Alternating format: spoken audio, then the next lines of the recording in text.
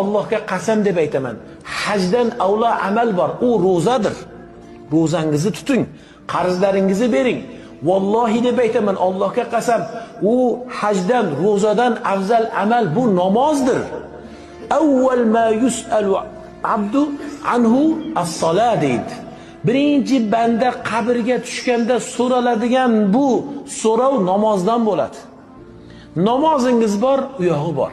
Siz o'ylaysiz, hajga kelamiz, hamma gunoh afv qilinadi deysizda, namozga beparvo bo'lasiz. Aytdikki, million hajingizdan, takrorlayman, million siz ulug'lab muqaddas kelib turibsiz, muqaddas deb.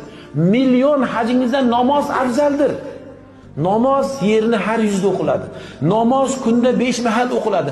Namoz bandasi bilan Allohning orasidagi bog'dir. Hajni qilasiz, ketasiz. Ammo namozchi, namoz buyuk bir toatdir. Namoz haqiqiy bandani bandaligidir. Namoz har kuni Alloh bilan shunaqa munojatdir. Namozingizga ehtiyot bo'ling. Shahodatingiz, tavhidingizga ehtiyot bo'ling.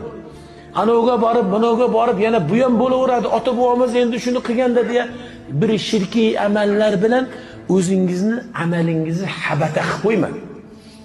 Alloh saqlasin. Alloh saqlasin, o'zingizni, amalingizni habata qilib qo'ymang. Allohga qasam deb aytaman. Hajdan